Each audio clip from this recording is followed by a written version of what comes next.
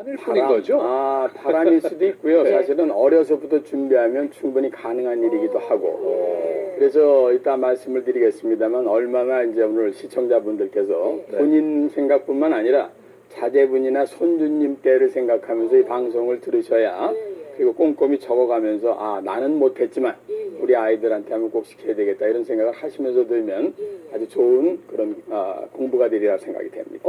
갑자기 희망이 조금 생기는 그럼요. 나는 못해도 우리 애들은 잘하면 좋겠다 싶으시잖아요. 네. 강의 그런 내용이에요? 그렇습니다. 네, 강의 쳐야 되겠습니다. 네, 감사합니다.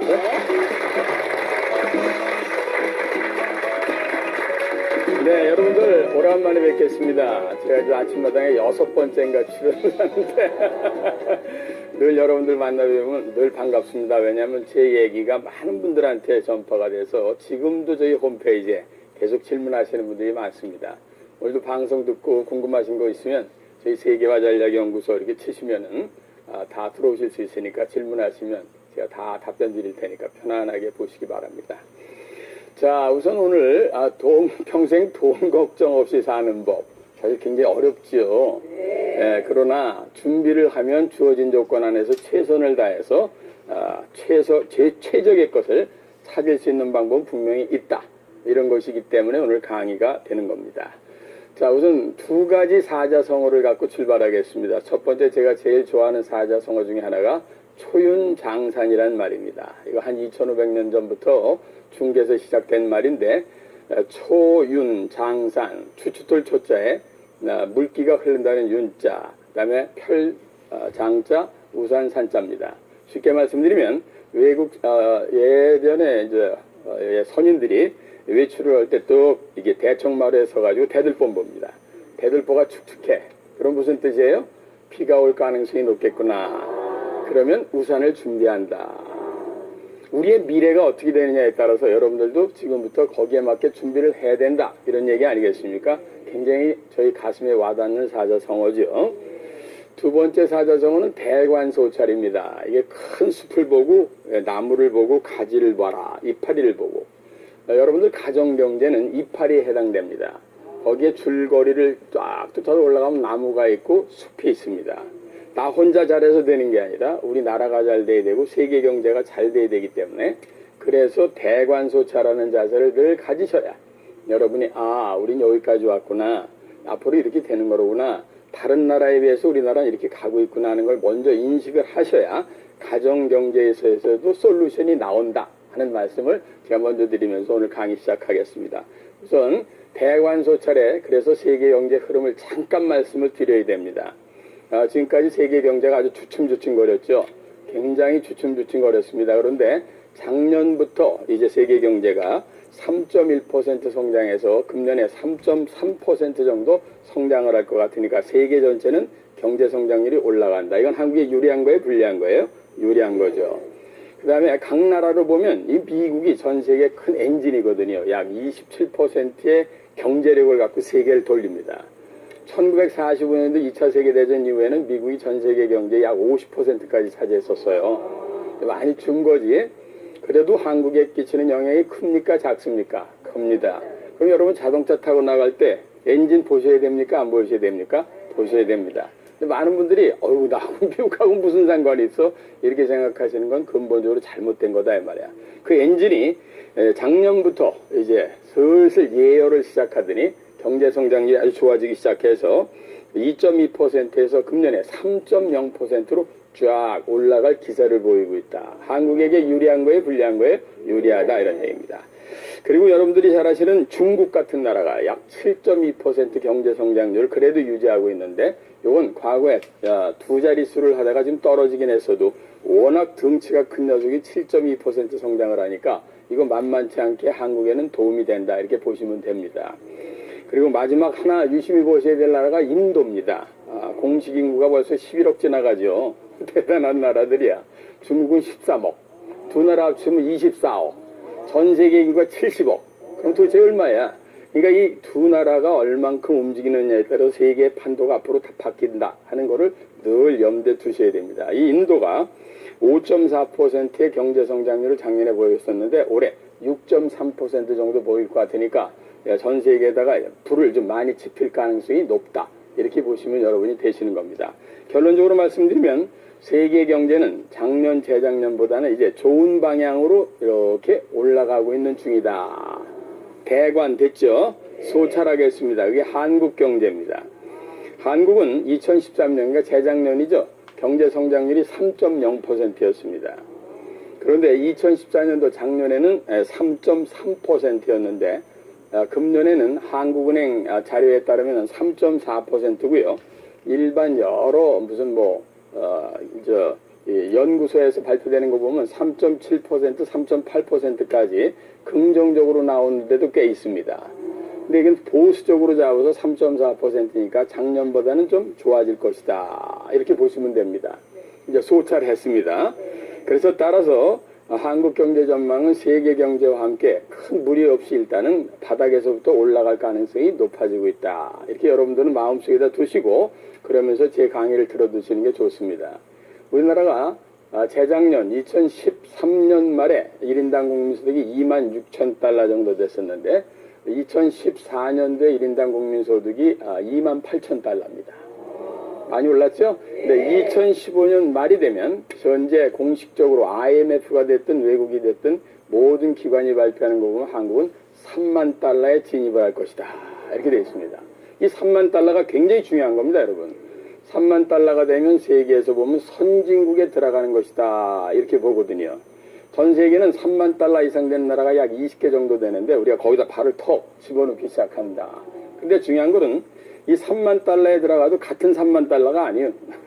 중요한 건 이렇게 30, 50 클럽이다 하는 게 있는데 말이죠. 이게 뭐냐면 30, 30,000, 3만 달러 이상 된 국민소득을 가진 나라가 50 밀리언, 국민이 5천만 국민이 된 이런 나라가 전 세계 7개밖에 없습니다. 그죠? 이거는 굉장히 중요한 겁니다. 미국, 일본, 영국, 독일, 프랑스, 이태리 다음에 한국이요. 이거는 합치면 곱하기 하면 1조 5천억 달러 정도의 GNP가 되는 거니까 이 떡벌이가 아주 좋아지는 거죠. 그러니까 우리나라는요, 전반적으로 세계 경제 속에서 보면은 상당히 안정세를 취하고 있는 겁니다. 그런데 요즘에 왜 이렇게 살기가 팍팍하냐? 이렇게 질문하고 싶으시죠? 좋은 질문이에요. 자문자답해야 돼, 내가. 왜냐? 과거에 워낙 경제 성장률이 7%, 8%로 가던 것들이, 요것들이 3%, 4%가 되니까 들어오던 돈의 속도가, 수돗물이 들어오는 속도가 좀 늦어지는 겁니다. 이게 콸콸 나오던 수돗물이 졸졸 나오면 신경질 나야 안 나요? 지금 여러분이 그런 상태예요. 이거 이렇게 안 나오고 그래. 이렇게. 그런데 이 정도 물이면 세계 평균으로 보면 어떤 게 좋은 거예요? 나쁜 거예요? 좋습니다. 역시 수강생들의 태도가. 아까 내가 다 얘기했잖아요. 그러니까 절대로 나쁜 상황 아닙니다. 그러니까 우리나라 경제를 비관적으로 보시지 말라 하는 말씀을 꼭 드리고 싶습니다. 앞으로 이 상태 된다면 2025년도가 되면은 약 5만 달러 정도 되면서 전 세계 진짜 강력한 7대 강국이 될 것 같단 말이에요. 그리고 2030년에서 35년 정도, 이건 예측하는 기관에 따라서 약간씩 다른데, 그게 약 6만 달러 이상 되면서 우리나라가 전 세계 5대 강국 안에 들어간다. 저는 미래경제학을 하는 사람으로서 많은 분들에게 얘기합니다. 우리나라는 전 세계 5대 강국 안에 반드시 들어갑니다. 그런데 중요한 건 5대 강국이 누구냐? 동양에 3나라가 있어. 한국, 중국, 일본. 서양의 2나라야. 미국하고 아마도 저쪽에 있는 독일이 될 것 같습니다. 자, 그러면 힘이 서양으로부터 동양으로 쫙 옮겨지고 앞으로는 미국과 중국 이 2나라가 G2라고 그래서 아주 맞짱을 뜨게 돼 있다. 그러니까 여러분은 항상 미국과 중국의 움직임을 잘 보셔야 돼요? 안 보셔야 돼요? 보셔야 됩니다. 그게 한국의 직격탄을 날리거든요. 그러면서 여러분들이 신문을 보시면서 이렇구나 하는 것을 늘 느끼시기 바랍니다. 자, 중요한 거는 우리가 선진국에 들어가면 다 좋은 거냐? 여기에 퀘스천 마크를 던지셔야 됩니다. 그렇지 않다는데 문제가 있을 수 있다 이 말이에요. 이게 뭐냐면은 선진국에 들어가면 반드시 선진국 증후군이라는 게 생기고요. 선진국 병이지. 이게 큰 병이 있어요. 그 중에 하나가 오래 사는 겁니다. 아이고, 요새 이거 60이 나이입니까? 60 먹어갖고 경로당 가면 김군 물 떠와 이거 해요. 그럼 어디 가서 노인이요 이런 얘기도 못해. 안 그래요? 우리나라가 60년대 평균 수명이 53세였습니다. 1970년대 우리나라 평균 수명이 56세에서 그 다음에 63세입니다. 그 다음에 1990년대 71세야. 지금 80세입니다. 근데 앞으로는 몇 세가 될 것 같으냐 이 말이에요. 그럼요. 100세 시대가 이거 금세 다가옵니다. 이게 첫 번째 큰 좋으면서도 우리에게 줄 수 있는 부담감이다. 두 번째 평생 직장이라는 게 없어집니다. 평생 직장이 있다고 생각하시는 분 정신과 치료를 강력히 공감합니다. 예? 평생 직장 없는 거예요. 왜 없느냐 이렇게 물어봅니다. 첫째, 만약에 자기가 60세까지 KBS에서 근무를 했어요. 윤인구 아나운서가. 그래도 나가면 첫 번째 직장을 마친 거예요. 왜? 100세까지 살면 몇 세까지 일하셔야 될 것 같아요? 80세까지는 일해야 됩니다. 그럼 20년 더 일하셔야 돼. 그러니까 첫 번째 직장을 마친 거지. 이게 평생 직장이 아니었다 이 말이야. 근데 뭐 그 60세까지 가는 KBS 같은 데는 뭐 별로 직장이 없잖아. 그죠? 그러니까 평생 직장은 없는 겁니다. 두 번째는 여러분들 다 중간에 다니다 보면 회사에서 전부 그만두게 합니다. 왜? 선진국 가게 되면 왜 평생 직장이 없어요? 세계적인 기업들하고 기업들이 막 경쟁을 해야 되거든. 선수 교체 해야 돼, 안 해야 돼요? 해야 됩니다. 그죠? 그렇지 않으면 선진국하고 싸워서 이길 수가 없어. 그러니까 자연스럽게 평생 직장은 없다. 이렇게 보셔야 돼요. 세 번째 병이 큰 병이에요. 그게 상대적 빈곤감이 커진단 말입니다. 여러분들 다 상대적 빈곤감. 저도 있어요. 그거 없는 사람이 있어요? 절대적 빈곤감이라는 건, 야, 배고파 못 살겠다. 죽기 전에 살 길 찾자. 이게 절대적 빈곤감입니다. 상대적 빈곤감은 뭐예요? 옆에 있는 애가보다 내가 더 신경질 나. 여성분들 많으니까 이 명품 핸드백 좋아하잖아. 명품 핸드백. 그렇게 좋아하고 그래? 나 36개월 활구로 끊는 여자도 봤어요. 진짜로. 근데 이좀 누구한테 선물하는 줄 알았더니 나중에 보니까 지가 들고 나가더라고. 네. 중요한 건 전혀 안 어울려. 진짜를 들었는데 가짜 같더라고.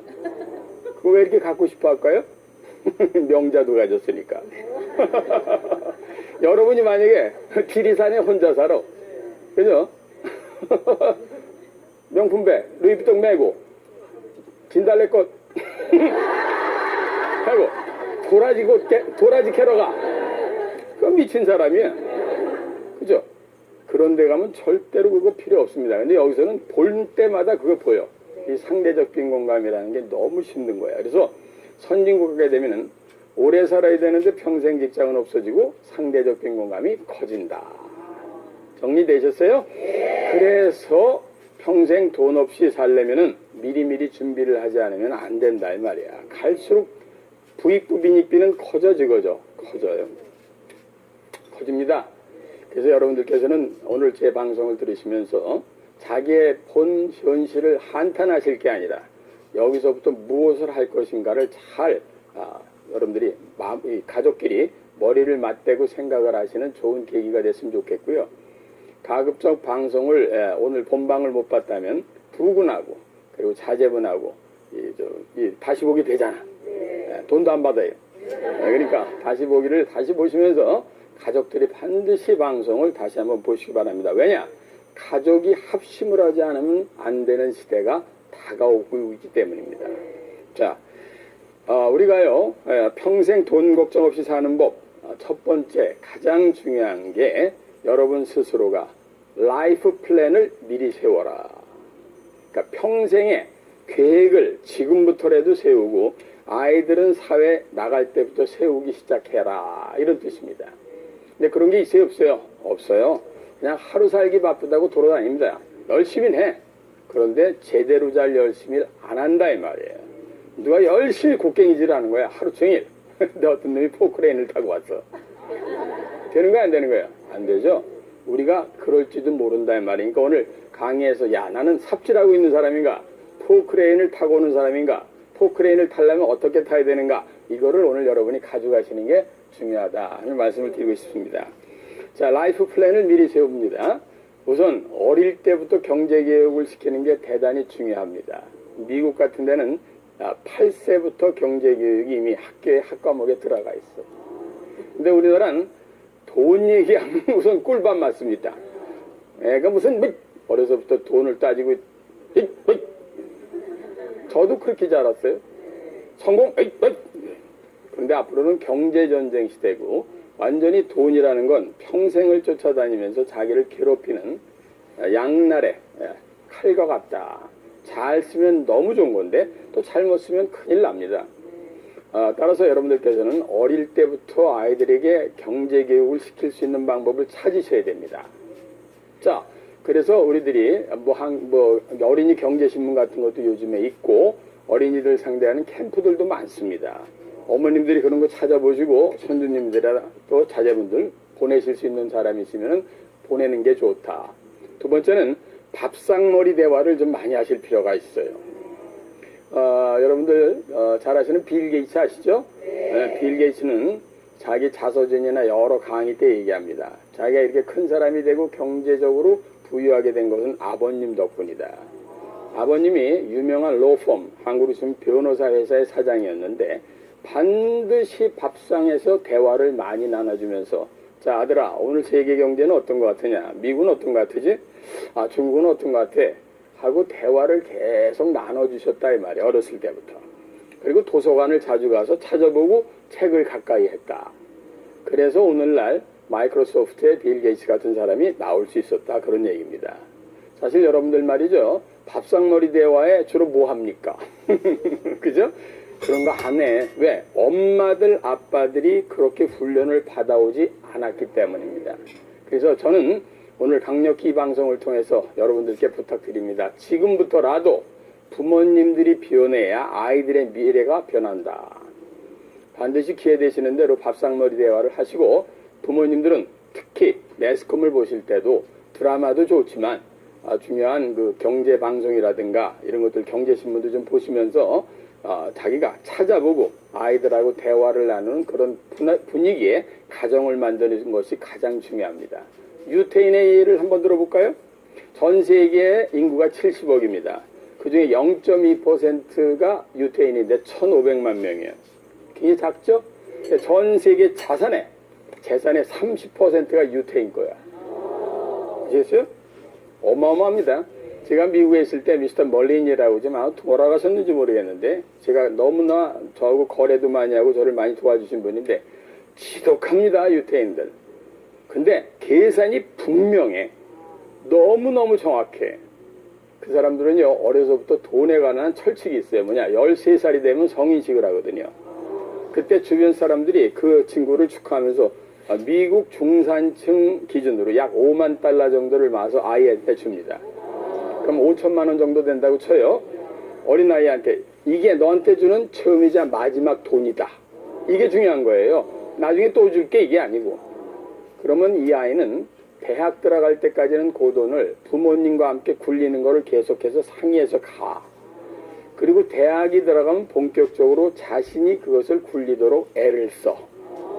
이게 굉장히 중요하죠. 그러니까 돈만 보면 아주 눈이 반짝반짝 하는 사람들이야. 그러니까 전 세계 30% 재산을 0.2%인 1,500만이 휘둘르고 앉아 있지 않습니까? 우리들 어려서부터 아이들에게 통장도 만들어주고 자기가 입출금도 시켜보고 뛰어다니면서 같이 신문도 보고 읽고 하는 거를 지금부터라도 반드시 가정에서 시작하셔야 됩니다 하는 말씀을 꼭 드리겠습니다.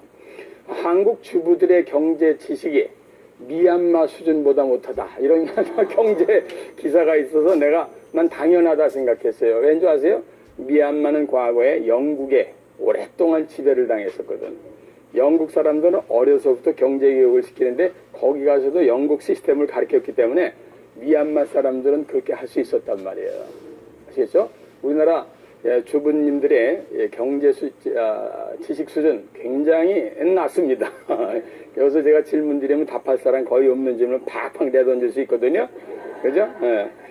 우리들 공부 좀 해야 됩니다. 왜? 구구단을 외우는 사람이 수학 문제 빨리 풀고 경제를 아는 사람이 돈 버는데 쉽다, 이런 생각을 갖고 여러분들 계속 노력을 하시기 바랍니다. 자, 그리고 두 번째는 앞으로는요, 직장의 개념에서 평생 직업의 개념을 갖도록 늘 애를 쓰시고 자제분들하고 대화를 나누셔야 됩니다. 아까 그랬죠? 평생 직장 없다고? 네. 없어요. 그럼 평생의 개념을 한번 따져보자 말이에요. 아까 말씀드린 대로 제가 1960년대는 53세라고 그랬잖아. 근데 지금 80세란 말이에요. 그 당시엔 평생이 53세 정도 됐을 거예요. 환갑잔치 했어요, 안 했어요? 했지. 그땐 해야지. 왜? 아이고, 그렇지. 근데 지금 환갑잔치 하는 사람은 야단 맞아. 제가 올해 환갑입니다. 근데 나보러 환갑잔치 하라고 그러면 어떻게 해, 이거? 그죠? 미역국이나 그냥 대강 끓여 먹고 나가는 게지. 왜? 너무 젊고 건강해요. 옛날엔 사는 사람이 없기 때문에 참 60년 동안 잘 사셨습니다 해서 환갑잔치 해드리는 거 아닙니까? 앞으로는 칠순잔치도 없어질지 몰라. 그러니까 평생의 개념은 앞으로 80세 100세다. 80에서 100세로 간다. 이런 생각을 여러분이 반드시 하셔야 돼. 평생의 개념이 달라졌다. 그러니까 직장도 한 번 다녀서 되었어요, 안 되었어요? 안 되지. 그러니까 second life, 두 번째 인생, third life, 세 번째 인생을 살아야 될지도 모른다. 어떤 사람은 네 번째 인생을 살아야 될지도 모른다 이 말이에요. 이걸 항상 염두에 두면서 직장 생활하는 사람들도 미리미리 준비를 하셔야 된다 하는 겁니다. 자, 지금 말이죠. 직장 다닐 때 미래를 생각하면서 살아니까 직장 다닐 때 농땡이 쳐라 이렇게 혹시 들으시는 분이 있으면 오산입니다. 제가 왜 직장 생활을 할 때 열심히 해야 되느냐 하는 말씀을 잠깐 드려야 됩니다. 오해가 없도록. 여러분이 다니고 있는 직장에서 최선을 다해야 그 안에서 여러 가지 자양분을 쭉 빨아들이고 있어야 나중에 second, third life를 살 때 그 자양분을 갖고 여러분들이 굉장히 도움을 받을 수 있기 때문입니다. 그래서 현 직장에 최선을 다하되 그거를 가지고 나중에도 반드시 무엇인가 써먹을지 모르니까 다 널리 적고 기록해두고 그 다음에 보관할 건 보관해두고 해서 나중에 자기가 조그만 사업을 하든지 무슨 다른 직장에 가더라도 그것을 반드시 활용할 수 있도록 준비를 해라 이런 뜻이다 하는 것을 잊지 마시기 바랍니다. 자, 그 다음에 요즘에는 그래서 뭐 4호정 5륙도 이런 얘기 많잖아요. 기분 나빠요. 4호정 5륙도 아시잖아요. 40세 50세 정년 5, 6도 50세 60세까지 일하면 도둑놈. 이거 기분 나쁜 말이야. 그러나 사실인 거 어떡하냔 말이에요. 저도 직장생활 우리나라의 3대 그룹에서 25년간 했어요. 최연소 이사도 하고 뭐 잘 나갔지. 근데 결국은 그만둡니다. 그 당시 저하고 같이 다니던 사람들 지금 다 청계산 가 있어. 야호 이러고. 미리 준비를 안 하니까 나중에 할 일이 없는 거예요. 근데 우리 같은 사람은 미래를 준비를 했거든. 그러니까 지금도 이렇게 쌩쌩하게 강의를 하고 여러분들하고 호흡을 같이 할 수 있다. 이런 생각을 늘 하시면서 두 분이 됐든 여러분이 됐든 자제분들 있을 때는 반드시 미래를 준비하는 그런 자세를 가지시면서 사셔야 된다. 이런 말씀을 꼭 드리고 싶습니다. 자, 이 다음에는 수입을 가족들이 극대화시킬 수 있도록 애를 써야죠. 그리고 비용을 최대한 줄일 수 있도록 애를 써야죠. 그래서 수입이 난거해서 비용을 줄인 거를 빼면 미래를 위해서 저축과 투자가 되는 거 아니겠습니까? 이걸 잘해야 됩니다. 여기에 대해서 조그맣게씩 짝에서 한번 말씀을 좀 드려볼까 합니다.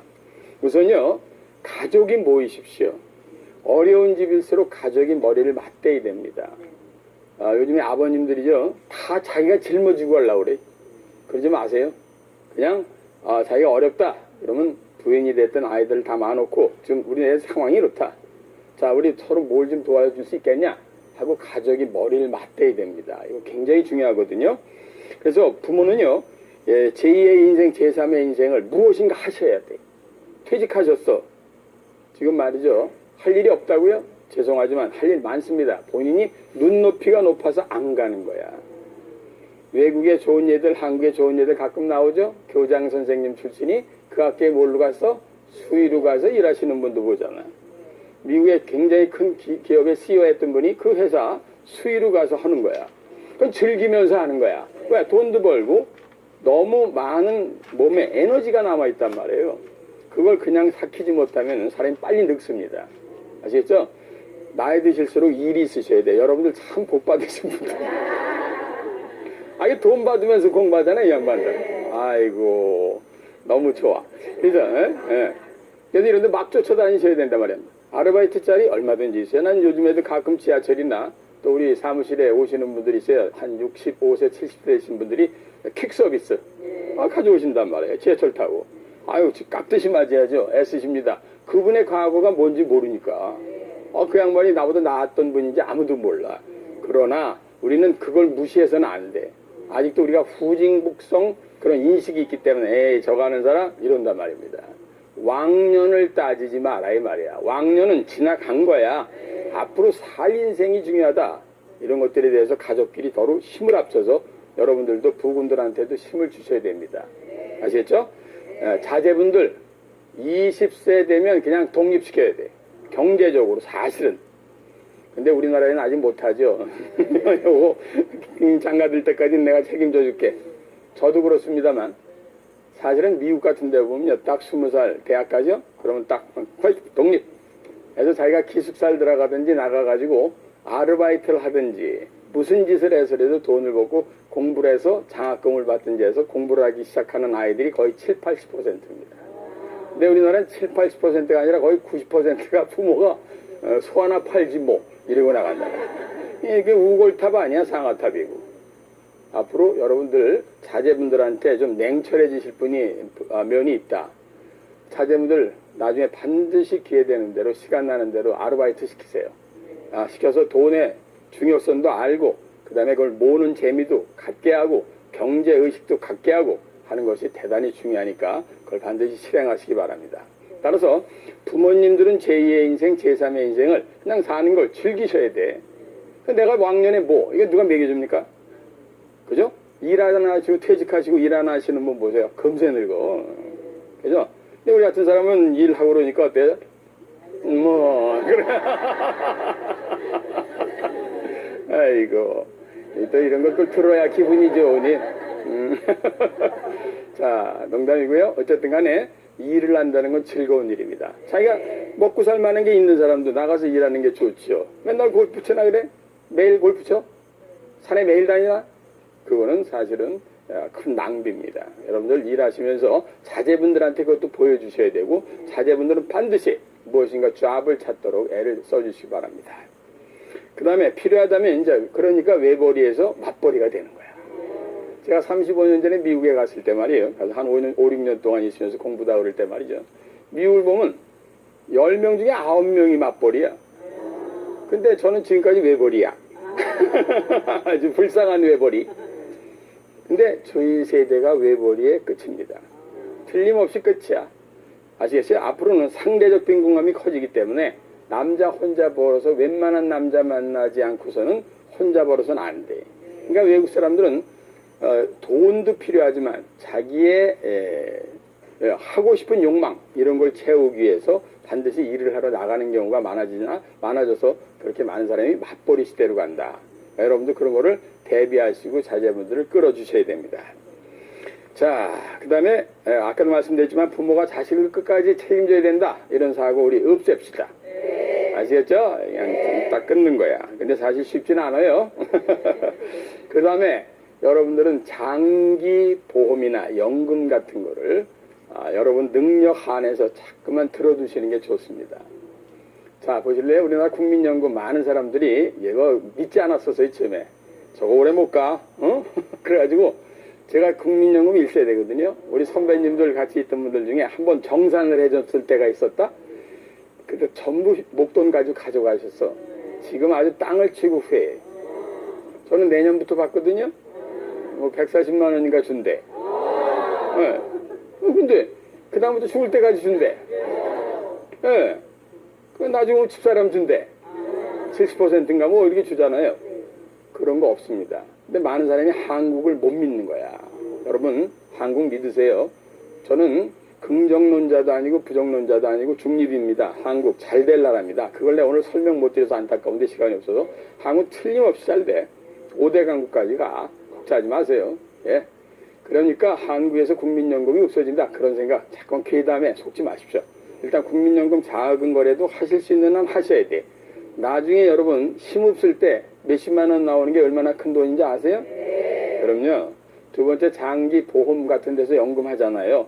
그런 건 자기가 잘 선택하셔서 하실 필요가 있다. 왜? 미래를 위한 투자니까. 이렇게 보시면 됩니다.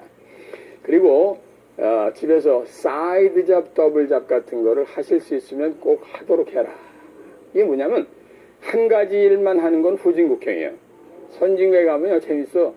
그래서 아침에 딱 해서 샐러리맨이 5시에 가가지고 그냥 5시 퇴근하네요. 그럼 가서 옷 갈아입어. 두 번째 잡에 가요. 사이드자 더블자.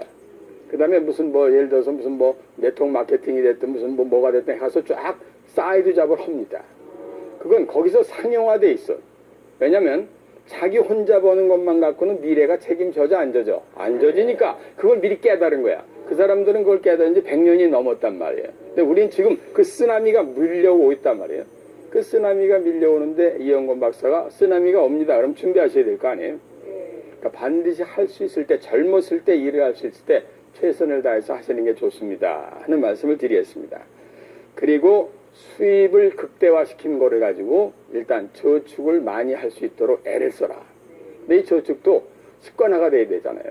그죠? 그러니까 한꺼번에 대부분의 사람들이 돈을 딱 받으면요, 아이, 쓴 다음에 나머지를 저축하지. 이거 안 돼. 그래서 재밌는 걸 제가 들었어요. 하루에 3,000원씩을 자동이체 시키는 겁니다. 3,000원씩을. 한 달이면 10만 원, 1년은 120만 원이에요. 다음에 또 여유되면 또 한 3,000원짜리 또 하나 집어넣어. 그냥 자동으로 떨어져 나가게. 3개쯤 들어가면 30만 원, 1년에, 한 달에 30만 원이죠? 1년에 360만 원 됩니다. 이거를 자꾸만 쓴 다음에 뭐를 하려고 그러면 안 돼. 두 번째, 통장에다 이름을 붙이는 거야. 요건 우리 환갑 때 쓸 거, 아이 학교 때 갈 통장하고 딱 집어넣는 거예요. 그리고는 절대로 통장에 집어넣으면 꺼내지 않겠다. 이런 생각을 하셔야 돼. 아시겠죠? 근데 그건 훈련입니다. 근질근질하지. 적금 타는 날이면 왜 뭔가 부서지냔 말이야. 세탁기가 부서지고. 그건 워낙 부서지게 돼 있는 건데 그날 유난히 눈에 띈 거야. 그냥 가서 고치면 되는 거예요. 근데 바꾸려고 그러잖아요. 그쵸? 그러면 그건 자기의 많은 돈을, 종잣돈을 그냥 버리는 겁니다.